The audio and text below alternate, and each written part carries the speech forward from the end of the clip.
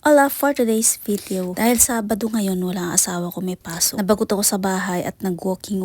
Naisip kong puntahan yung mini farm. Simula kasi nung lumipat ako ng work, hindi ko na talaga siya napupuntahan. At tuyot na yung mga dahon, yung mga grass. At yung papayang tinanim ko, ayan, namatay na siya. Yung mga kangkong at alukbati. Pero feeling ko itong saluyot, mag-grow to sa summer. Kasi ang dami niyang buto-buto. Dahil hindi na rin siya nadidiligan. Ayun, matamlay na yung mga tanim. Kasi may mga natira pa diyang mga tanim na sibuyas. May lemongrass pa. At yung kamoting tinanim ko, ayun, patay na rin yung mga dahon nila. At may sili pa, may bunga pa yung sili natin na mahaba. Pero maano yan, maanghang yan super. At yung mga garlic na tinanim ko, ayan, buhay pa rin sila. Ang sarap sana magdamo kasi nga, patay na yung mga damo. Mas madali sana siyang linisin. Sobrang nangihinayang talaga ako kasi wala na talaga akong time pumunta dito. Ito yung mga shallot na tinanim ko. Hindi ko siya maintindihan kung magiging shallot pa rin ba siya. Yung malilit na onion or sibuyas na lang ba to? Kasi wala na siyang wala siyang laman nung kinalkal ko. Tapos meron siyang bulaklak. O diba may pabulaklak si shallots. Ang cute pa naman ng bulaklak niya. Itong mga to, yung mga sibuyas, yung mga garlic, nabubuhay naman siya kahit winter. Tapos magiging genki siya pag palapit na yung summer. Gusto ko talaga magtanim-tanim ng mga gulay. Pag naalala ko to, nalulungkot ako. Kasi hindi ko na kayang pagsabayin yung pagfa-farm. Kasi nga wala na talaga akong oras. Kahit man lang sana once a week. Pero pag summer kasi ang bilis dumami ng mga damo. Ewan ko ba, nakakawala talaga siya ng stress. Ang sarap sa pakiramdam pag nagtatanim-tanim. Kaya lang syempre hindi pa ako makakapag-focus sa pagtatanim-tanim. Dahil habang may energy pa tayo, kailangan nating kumayod at maghanap ng pera. Sabi ko, set aside ko muna yung gusto kong mag-farm. Magagawa ko rin to sa takdang panahon. Charot.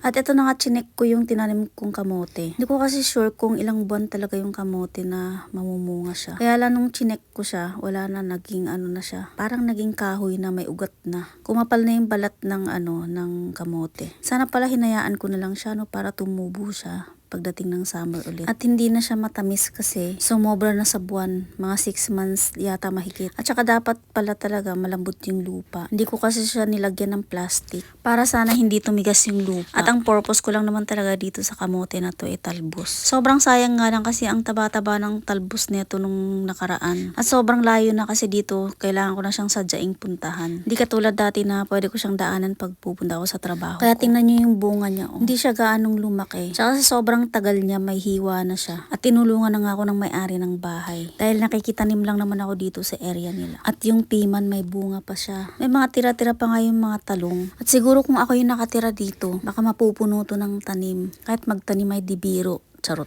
At baka pag Sabado, Linggo, ito na lang yung trabaho ko, magtanim. At nilaga nga namin yung kamote. Yap pa rin nawala na yung tamis niya. Sa sobrang tagal niya sa lupa natulog. At pagkatapos nga namin kumain ng kamote, sinilip ko yung prutas sa likod. Parang mandarin kasi nakalagay dun sa sinearch ko neto. Tanim pa to ng may-ari, kaya lang natumba siya ng malakas ang hangin. Nung time na yun, maliliit pa yung bunga niya. Akala ko nga rin kalamansi.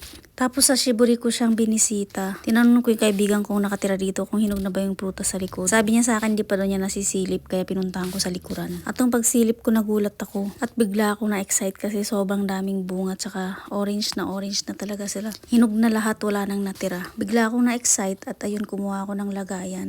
At hinog na talaga silang lahat, wala nang natira. Kaya inubos na namin, hinarvest na namin lahat. Kahit natumba na siya, napakadami talaga niyang bunga, nakakatuwa. At ginapangan na nga rin siya ng damo.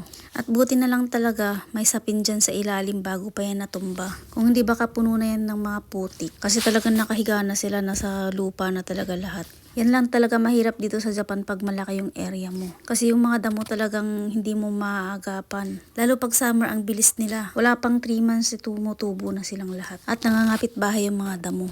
Maingay ang mga tao dito, lalo na pag mga matatanda. Kasi nga nasa bahay na lang sila, hindi naman na sila nagtatrabaho. Katulad sa amin na nagtatrabaho pa sa company. Talagang hindi mo maayos at malilinis yung paligid mo. Kailangan mo talaga maglaan ng oras ng araw para maglinis kasi irereklamo ka nila. Pag nagpapatanggal ka naman ng damo, napaka magastos. Ang mahal ng bayad pag nagpatanggal ka ng damo dito. Hindi mo rin talaga masisisi ang mga hapon pag mga ganito. Kasi nga masakit naman talaga sa mata yung mga damo-damo. Lalo na yung mga damo na gumagapang sa fence, pumupunta sa kabilang bakod. Pero may mga iilan din naman sa kanila ng mga buraradi. Halos ayaw na nga rin nila lumabas ng bahay kasi baka makita sila ng kapitbahay nila at sisitahin. Hindi close ang mga tao dito kahit magkakapitbahay. Kaya lang kailangan pa rin na hindi ka nakaka-istorbo sa kapitbahay. kapitbahay mo. Bilib din naman ako sa ugali nilang ganun. At yun lang for today's video. Okay, bye!